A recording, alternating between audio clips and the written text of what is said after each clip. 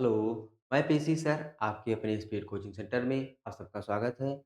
आज की क्लास में हम क्लास 10th बायोलॉजी में चैप्टर फर्स्ट लाइफ प्रोसेस जो पढ़ रहे थे, उसी के आगे हम पढ़ेंगे टॉपिक ब्लड सर्कुलेशन, रक्त संचार। रक्त परिवहन रुधिर परिसंचरण या रक्त परिसंचरण। तो रक्त परिसंचरण क्या है? आइए पढ़ते हैं। लिखा है व्हाट इज ब्लड सर्कुलेशन, यानी कि ब्लड सर्कुलेशन रक्त संचार क्या है? Blood circulation is the continuous movement of blood through the heart and blood vessels, which supplies oxygen and nutrients to body parts and removes waste materials. अब देखिए, what is blood circulation, रक्त संचार क्या है? तो रक्त संचार क्या होता है? रक्त संचार में सबसे पहले हम देखते हैं किसकी आवश्यकता होती है। तो ब्लड का संचार होगा तो ब्लड की जरूरत होती है, हार्ट और नलिकाएं जिसके माध्यम से जाता है। तो ब्लड जाता है और किसके माध्यम से जाता है? नलिकाओं के माध्यम से जाता है। और कौन पंप करता है? तो हृदय। हृदय जो है पंप करके भेजता है। तो रक्त संचार क्या है? रक्त संचार का मतलब होता है जिसमें ब्लड की सहायता से पोषक तत्व तथा ऑक्सीजन नलिकाओं के माध्यम से पूरे बॉडी में जाते हैं। ये कहते हैं रक्त प्रसंचरण। तथा वेस्ट मटेरियल जैसे CO2 आदि का क्या होता है? भी परिवहन करता है, यानी कि लेकर के आता है या परिवहन करता है। तो हम कहते हैं रक्त संचार। अब देखिए यहाँ पर लिखा हुआ है,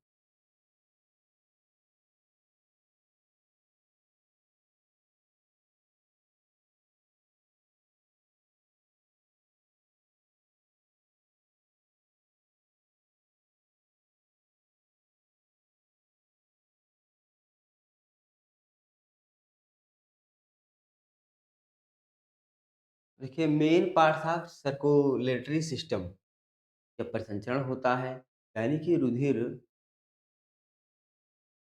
ऑक्सीजन पोषक तत्व को लेकर के जाता है। कहाँ लेकर के जाता है? तो पूरे बॉडी में। क्लियर? तो पूरे बॉडी में लेकर के जाता है और कार्बन डाइऑक्साइड यानी वेस्ट मटेरियल को वापस लेकर के आता है। तो वही यहाँ पर दिया गया है क्या-क्या इसमें होता है। हार्ट होता है जो पंप करके भेजता है। रक्त जिसको भेजता है रुधिर ब्लड वेसल्स जिससे होकर के जाता है। तो main parts of circulatory system में 3 पार्ट होते हैं, हार्ट, रक्त, वेसल्स। यानी कि हार्ट पंप करता है, रुधिर जो जाता है और किसके द्वारा जाता है? तो नलिकाओं से हो जाता है।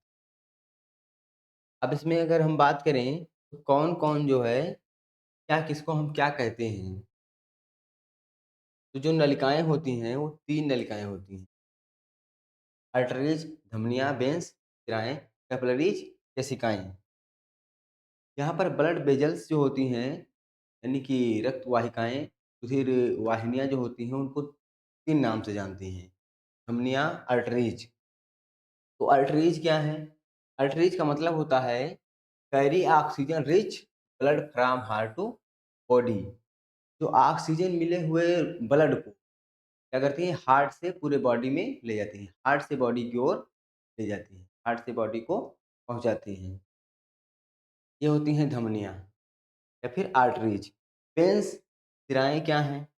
शिराएँ क्या हैं? तो जिसमें ऑक्सीजन ना हो, यानी कि कार्बन डाइऑक्साइड मिले हुए ब्लड को, कार्बन डाइऑक्साइड मिले हुए रुधिर को बॉडी से कहाँ लाती हैं? तो हार्ट की ओर लाती हैं। यानी ये जो है शिराएँ बॉडी से हार्ट की ओर लाती हैं, धमनी हार्ट से बॉडी की ओर यानी शरीर की ओर।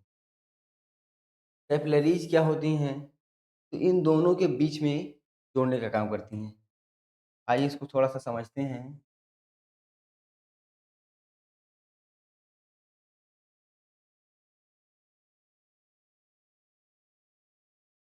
मान लेते हैं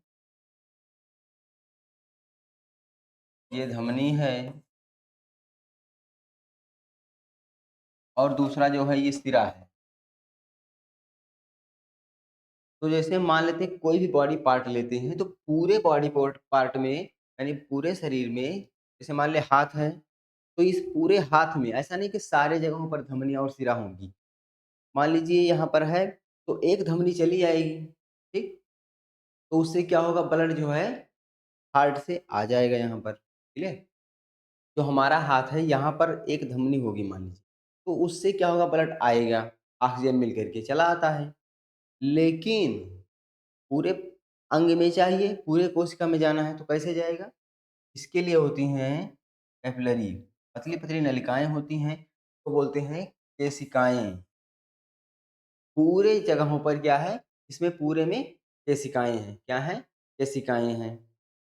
इस तरीके से और हम ये भी कह सकते हैं कि केशिकाएँ जो होती हैं धमनी और शिरा के बीच में जुड़ी होती हैं।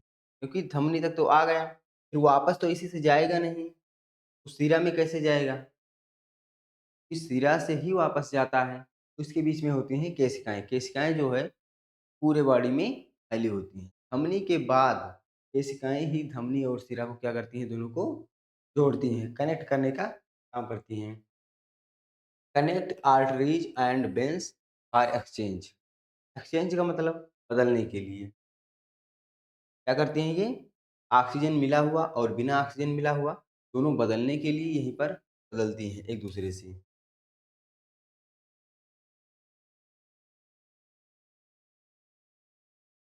अब देखिए संचार के प्रकार।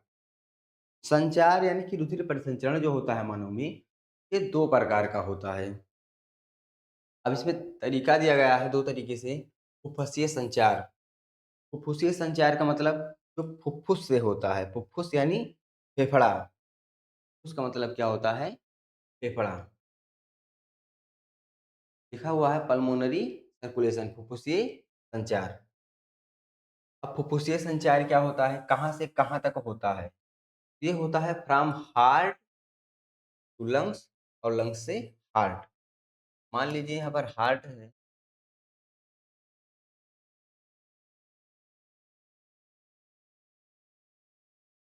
हार्ट है और लंग्स है।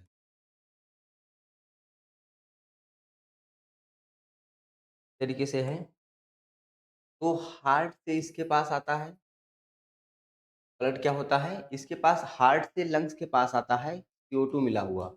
अब इसमें ये जो है लंग्स क्या करता है, O2 मिला देता है और O2 मिला हुआ भेज देता है हार्ट के पास। क्लियर? हार्ट से लंग्स में आता है CO2 मिला हुआ। अब लंग्स क्या करता है, O2 मिला करके हार्ट को फिर से भेज देता है।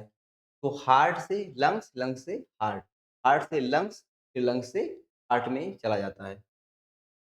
ये हो गया पहला चरण। Exchange of oxygen and carbon dioxide. यहाँ पर क्या हो गया? कार्बन डाइऑक्साइड मिला था और एक्सचेंज हो गया, दोनों आपस में बदल लिए, क्या हो गया? ऑक्सीजन मिल गई। ये पहला चरण है। दूसरा चरण देखते हैं, सिस्टमैट सिस सिस्टेमिक सर्कुलेशन, प्रणालीगत संचार। Blood moves from heart body heart. अब देखिए ये हार्ट के बाद का है। अब यहाँ पर जैसे मान लीजिए रहेगा, कहीं अलग लिखते हैं, हार्ट और बॉडी, ये नहीं दिख रहा है, अलग कहीं लिखा जाए। ये हार्ट हो गया मान लेते हैं और ये दूसरा बॉडी हो गया। अब इसमें क्या होगा? हार्ट से बॉडी में जाएगा, ऑक्सीजन मिला हुआ और फिर बॉडी से हार्ट के पास जाएगा, CO2 मिला हुआ। क्लियर? जिसमें ऑक्सीजन मिला होता है उसको हम बोलते हैं शुद्ध रुधिर और जिसमें CO2 मिला होता है वो बोलते हैं अशुद्ध रुधिर या डीऑक्सीजनेटेड ब्लड। ऑक्सीजनेटेड ब्लड जिसमें ऑक्सीजन मिला हुआ हो। तो दूसरा चरण इस तरीके से होता है, यानी हार्ट से आ जाता है बॉडी में, फिर बॉडी से जब अशुद्ध हो जाता है यानी कार्बन डाइऑक्साइड मिल जाता है तो चला आता है हार्ट के पास। हार्ट से बॉडी, बॉडी से हार्ट। और पहला चरण क्या है? पहले चरण में है हार्ट से लंग्स और लंग्स से हार्ट।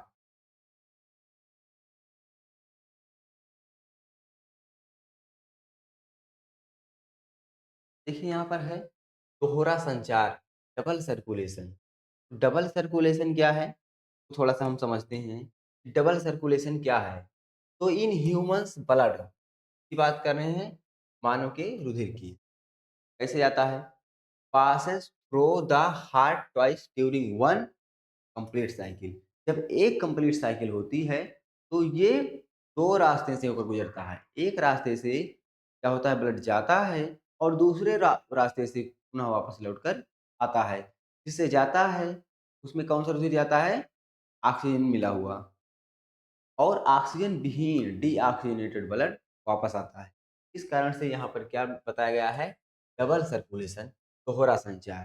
क्योंकि यहाँ पर एक ही पाइप नहीं होती है, एक ही नलिकाएँ नहीं होती हैं, एक ही ट्यूब नहीं होती कि उसी से रुधिर जा भी रहा हो, उसी से आ भी रहा हो। क्लियर? यहाँ पर आगे लिखा हुआ है, it ensure complete separation of oxygenated and deoxygenated blood.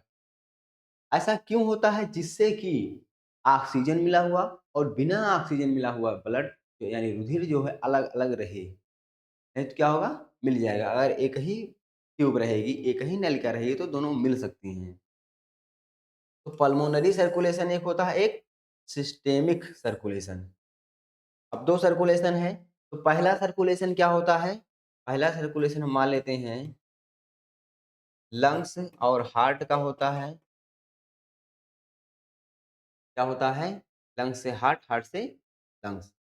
यानी हार्ट से जाता है यहाँ पर CO2 मिला हुआ और यहाँ से जाता है यहाँ पर O2 मिला हुआ। ये पहला है। और दूसरा जो सिस्टेमिक लिखा हुआ है, इसमें क्या होता है? इसमें हार्ट और बॉडी होती है। इसमें कैसे क्या होता है? इसमें हार्ट से बॉडी में जाता है O2 मिला हुआ और पुनः बॉडी से आता है हार्ट में CO2 यानी डीऑक्सीजनेटेड ब्लड। क्लियर? इस प्रकार से 2 प्रकार का दोहरा संचार होता है। अब दोहरा संचार होने से क्या होता है? ये फ़ायदा होता है कि ब्लड जो है, दोनों आपस में नहीं मिलते हैं, ऑक्सीजनेटेड और डीऑक्सीजनेटेड। इसके लिए दोनों के लिए अलग-अलग ट्यूब्स होती हैं।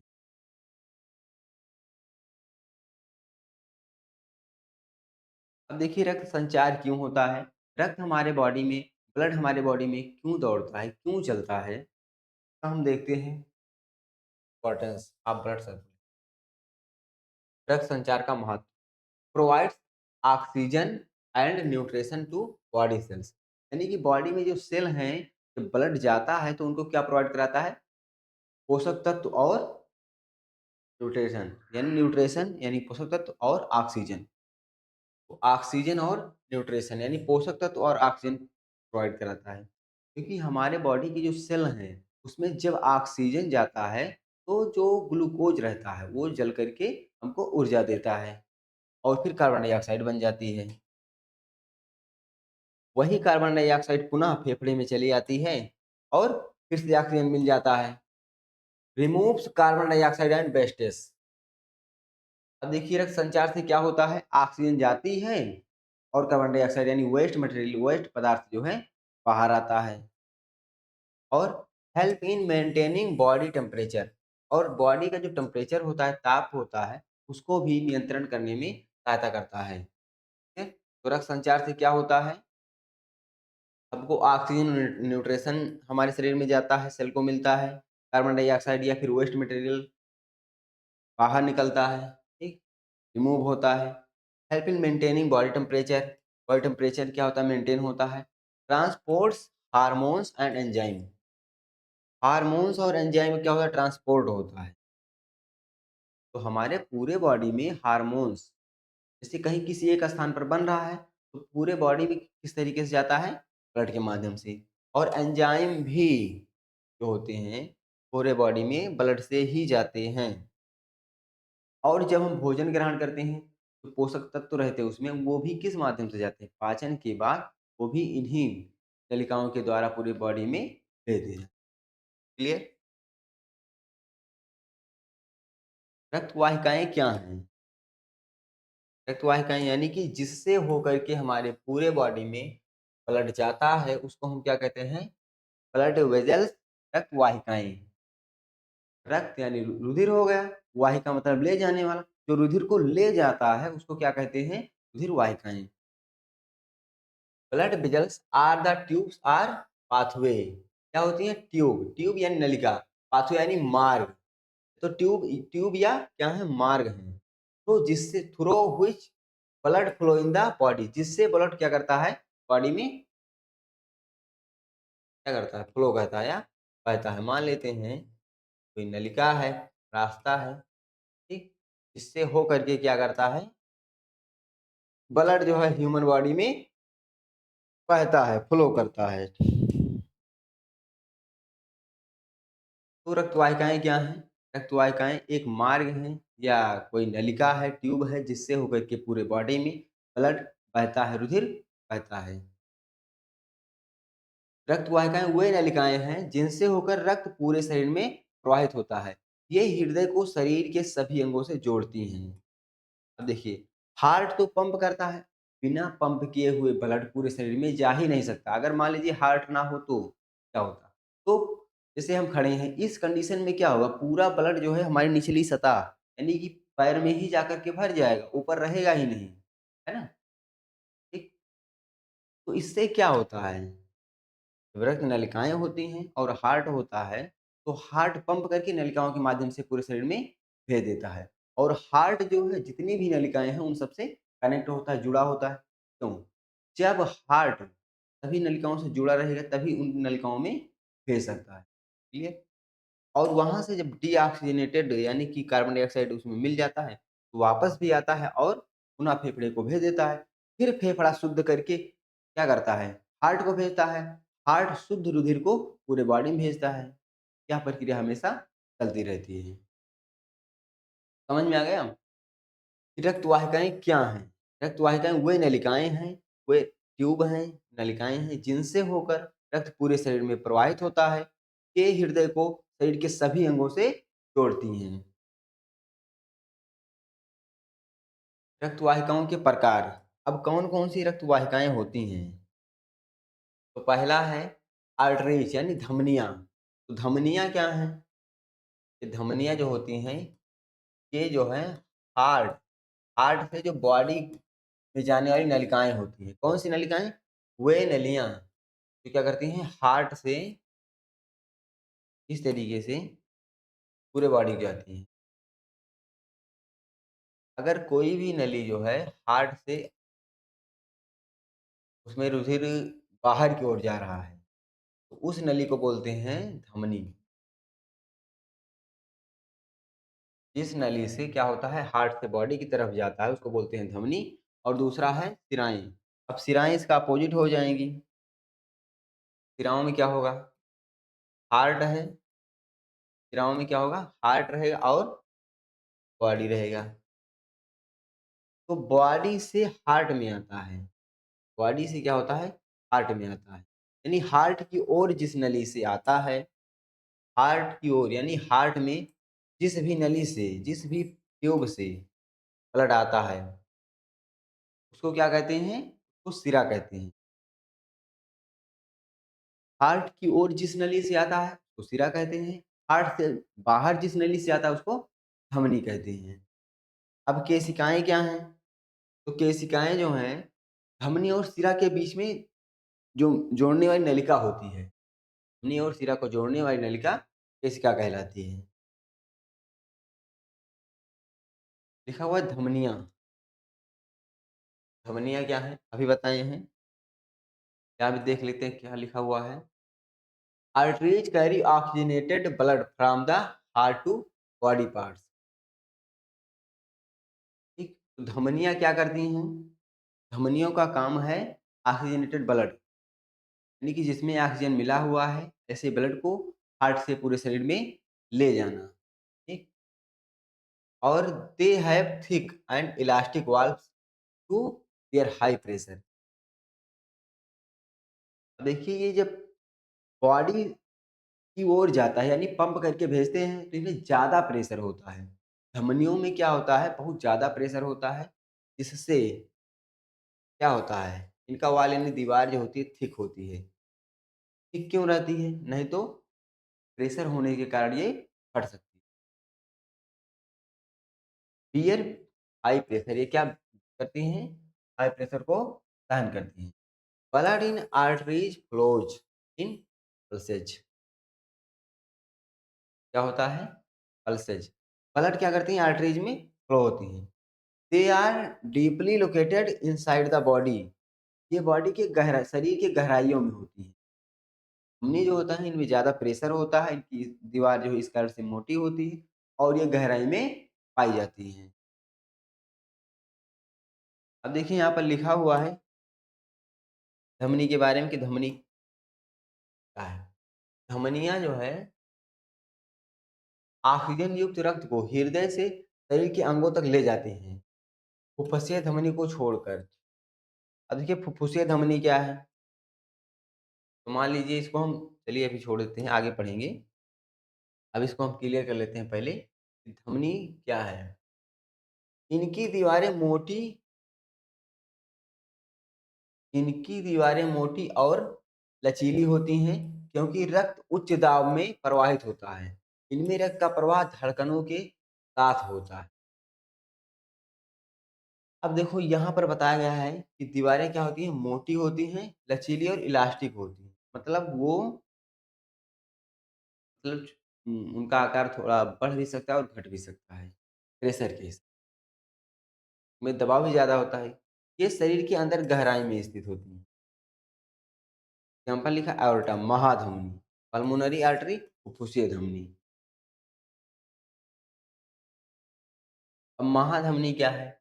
ये जो हार्ट से जुड़ी होती है महाधमनी होती है और फुफ्फुसीय धमनी जो होती है फेफड़े से जुड़ी होती है। किससे? तो फेफड़े से यानी लंग्स से जुड़ी होती है। उस धमनी को कहते हैं फुफ्फुस धमनी। जो हार्ट से जुड़ी होती है उसको बोलते हैं महाधमनी। एओर्टा यानी महाधमनी। वेंस यानी सिराएँ। अभी देखते हैं सिराएँ क्या हैं? तो सिराओं का काम है कि डीऑक्सीजनेटेड ब्लड, यानी कि जिसमें कार्बन डाइऑक्साइड मिला हुआ है, ऑक्सीजन विहीन है, ऑक्सीजन नहीं है, उस रुधिर को, उस ब्लड को पूरे बॉडी से हार्ट तक लाती हैं। क्या करती हैं? हार्ट तक लाती हैं।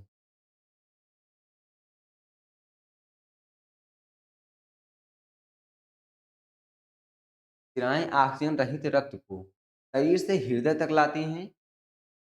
इनकी दीवारें पतली होती हैं, इनमें वाल्व होते हैं, जो रक्त को उल्टा बहने से रोकते हैं। इनमें रक्त का दबाव कम होता है। ये शिराएँ जो होती हैं, इनकी दीवार जो होती है उतनी मोटी नहीं होती है धमनी की अपेक्षा, क्योंकि इनमें उतना दाब नहीं होता है और ये गहराई में भी नहीं, ऊपर ही पाई जाती हैं। हम नॉर्मली इनको देख सकते हैं। ये शरीर की सतह के पास स्थित होती हैं। अब यहाँ पर लिखा है पल्मोनरी वेन, यानी कि जो लंग से जुड़ी होती है फेफड़े से। ऐसी शिरा जो फेफड़े से जुड़ी होती है उसको बोलते हैं फुफ्फुसीय शिरा।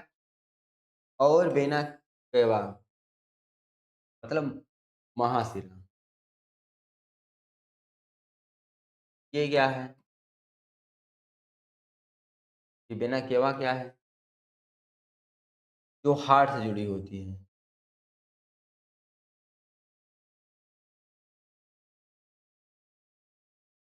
तो वो शिरा जो फेफड़े से जुड़ी होती है फुफ्फुसीय शिरा कहते हैं। जो हार्ट से जुड़ी होती है उसके वेना केवा यानी कि महाशिरा कहते हैं। इस प्रकार से महाधमनी और महाशिरा। फुफ्फुसीय शिरा, फुफ्फुसीय धमनी। तो फुफ्फुस से जुड़ेंगे यानी फेफड़े से उसको फुफ्फुस शिरा, फुफ्फुसीय धमनी। जो इससे जुड़ेंगे क्या कहते हैं हार्ट से उसको महाधमनी और महाशिरा। अब देखते हैं केशिकाएँ। तो केशिकाएँ क्या हैं? तो इसको हम क्लियर कर लेते हैं। Capillaries are very thin microscopic vessels that connect arteries and veins. ये बहुत सूक्ष्म नलिकाएँ होती हैं। क्या होती हैं? वो बहुत सूक्ष्म नलिकाएँ होती हैं। किसको कनेक्ट करती हैं? धमनी और शिरा को, आर्टरीज एंड वेन को कनेक्ट करती हैं। दे exchange of gases, nutrient and wastage. यहीं पर जैसे मान लीजिए एक धमनी है और एक शिरा है। इन दोनों में बीच में कोई कनेक्शन तो है नहीं सीधे। ये आपस में सीधे नहीं जुड़ी हैं। ये जुड़ी जो है पतली नलिका के माध्यम से, ये जो पतली नलिका है, यही पतली नलिकाएँ क्या होती हैं, अगर मान लेते हैं ये धमनी है और ये सिरा है। तो पतली नलिकाएँ दोनों के बीच में जुड़ी हैं, इसको बोलते हैं केशिका। यही क्या होती हैं, केशिका। जब यहाँ से धमनी में क्या होता है, ऑक्सीजन उधर आता है, उसके बाद ग्लूकोज़ का जल जाता है, ग्लूकोज़ का जलना, फिर उसके बाद क्या होता है, ऑक्सीजन तो जल गई, मिल कर के कार्बन डाइऑक्साइड बन गया। अब कार्बन डाइऑक्साइड कैसे जाएगा? तो इससे जुड़ जाता है सिरा से और सिरा का काम होता है कि उसको ले जाना, सिरा लेकर के आता है।